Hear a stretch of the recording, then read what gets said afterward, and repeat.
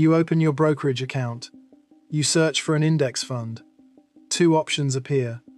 One is labeled ETF, and one is labeled mutual fund.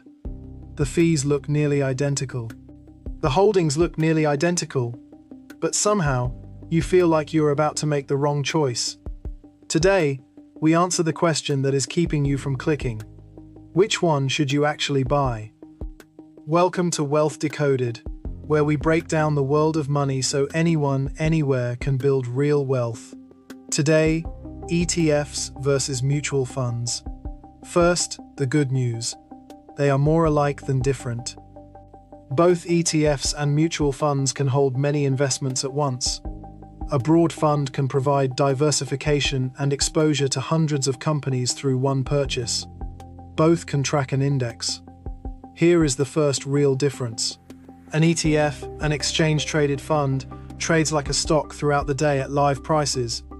You can buy or sell it any moment the market is open. A mutual fund trades only once per day, after the market closes, at a single set price.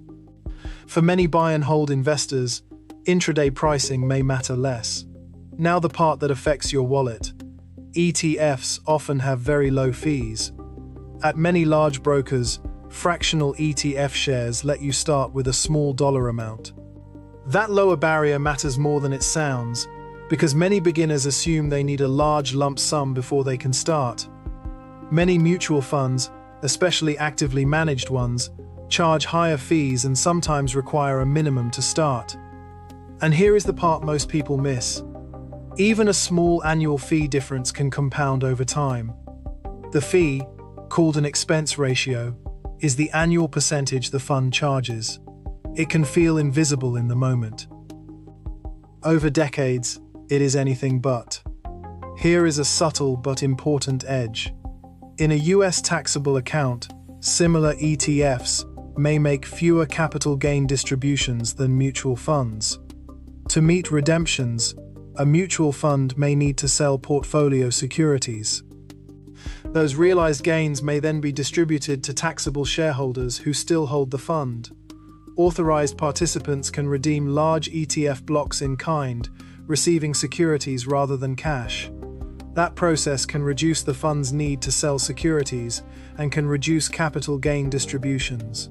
Tax on your unrealized gain is generally deferred until you sell, although ETFs can still make taxable distributions. Tax treatment varies by country and account type. This is a simplified explanation of the mechanism for similar funds held in a US taxable account. Now the pieces come together. Two funds can pursue the same investment goal and share a similar investment core, while operating through different structures. The fund determines what you own. The wrapper changes how you access it. An ETF can trade throughout the day. A mutual fund is priced once daily. Fees, minimum investments, automation, and tax considerations can also create different practical trade-offs. Index tracking or active management can exist in either wrapper. Same investment core. Different operating trade-offs. The better fit depends on the fund, the account, the platform, and how you invest. So, the verdict. For many beginners, a low-cost broad index ETF can be a practical default when the platform supports the way they invest. A low-cost index mutual fund can be equally suitable when recurring purchases are easier or more automatic. Evaluate the fund, the fees, the account, and the investing process, not only the wrapper. Before you click, ask 4 questions. What does the fund hold? What does it cost? How do I buy and automate it? How does my account affect the trade-offs? Answer those questions, and the choice becomes much clearer. If this video helped you, subscribe to Wealth Decoded. Every week we decode one financial concept that could change how you build your future. Next week, getting paid just for owning stocks. Dividend investing. See you then.